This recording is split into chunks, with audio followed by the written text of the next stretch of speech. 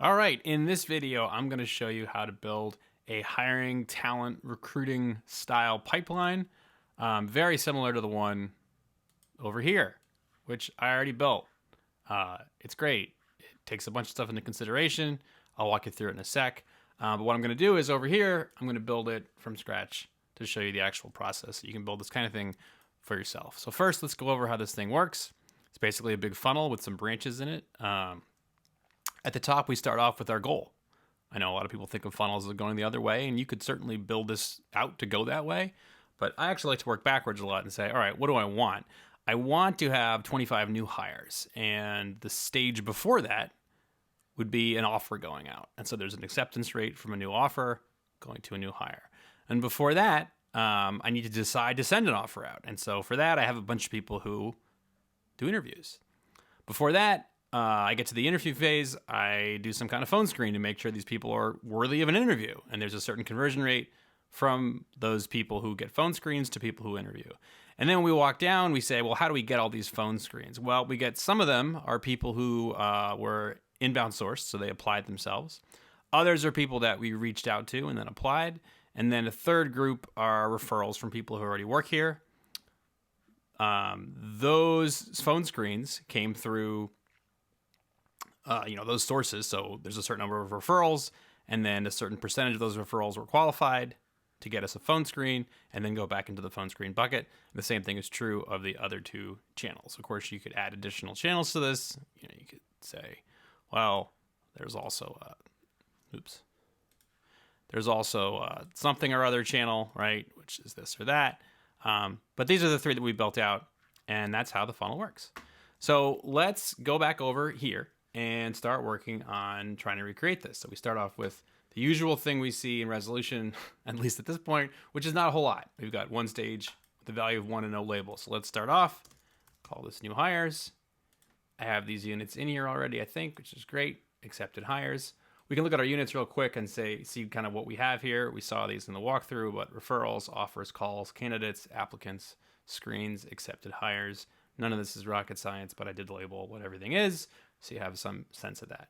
There's no money in this one, so there's no kind of odd formatting for that. And the numbers are relatively small, so we don't have to use special formatting for 32 million applicants or something, but you certainly could. All right, so then we work down, and the way I like to do this to keep this very simple at first is build out the structure. One thing people tend to get hung up on with resolution is the numbers. And the numbers actually matter eventually, but they don't really matter when you start.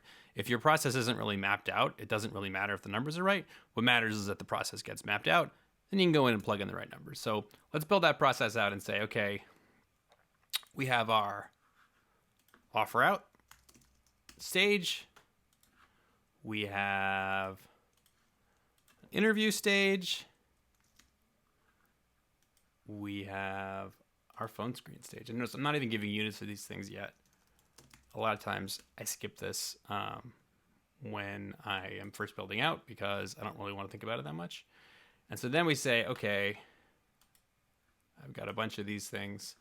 These would be inbound sourced.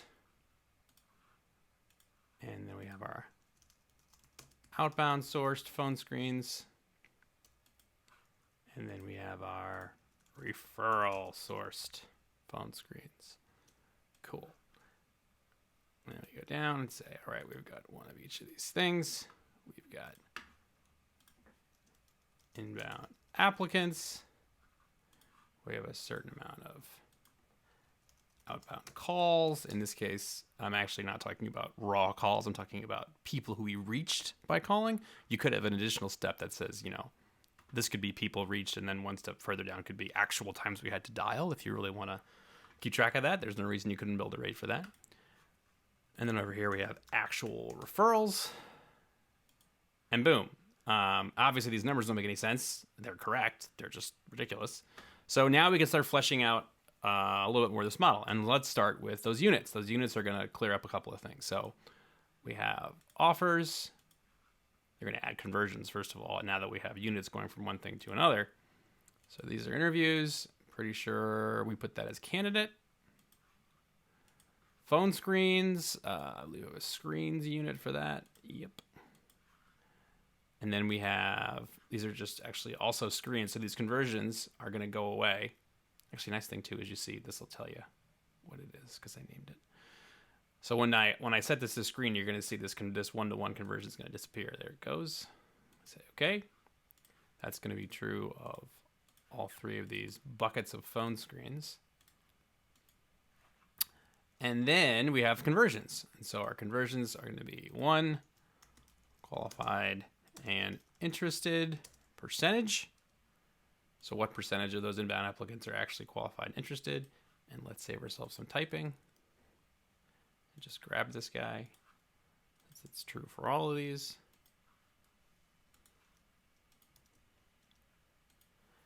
And then we've got a bunch of, let's see, applicants here.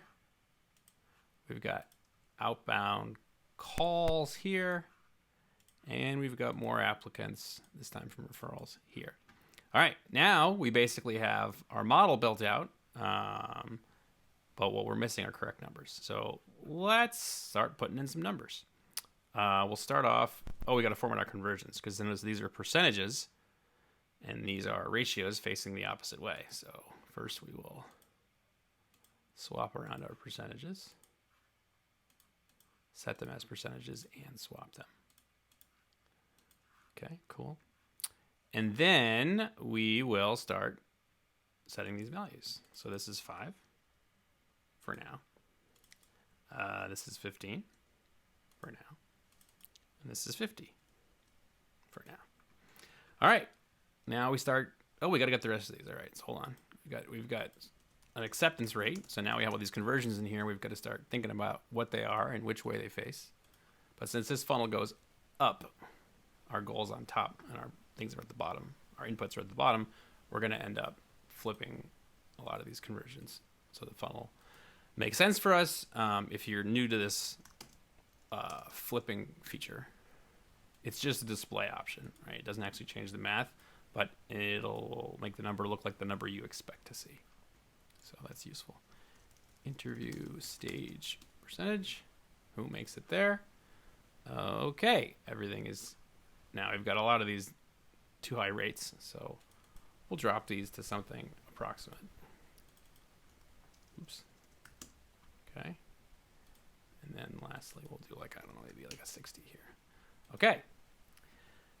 Now let's start plugging some numbers in. So let's say we get, I don't know, about 1,000 inbound applicants. We'll set that and we'll lock it. And now we'll say that we contact about 1,200 people through outbound calls. Okay. And we get about, let's do 100 referrals. That seems like a lot, to be honest. And we can follow those right up our funnel, which is filled out and says we end up with 21 new hires. All right, let's play a different game. Now we can say, well, 21 is not going to do it. I need 30 new hires. Well, here's the work involved with the current rates to get here. And I can say, well, what if we got a few more of those folks at the interview stage? How could I take the pressure off my input steps? Okay, a little bit. What if I opened up these rates and said they could be a little higher? Oh, they're not that much higher. And all of a sudden, I'm getting a little closer. Well, what if I just want this to be rate dependent and I don't want to make any more calls or get any more referrals? I want all these to stay the same. Can I do that? And I can say, sure. But these numbers are going to get quite a bit higher. And there you go. You've got a hiring funnel, just like the one we drew up over here. Disclaimer, I had these units built out. It's not particularly hard to build out units, but that is one less thing I had to do, so that made this go a little faster than it usually will. And best of all, I knew what I was building. But in general, you're not usually slamming out a model like this, but you're spending some time thinking about, well, how does my process actually work? But if you do know how your process works and you can think in this way, it actually does not take very long to build out a model, as we've seen here. So happy hiring.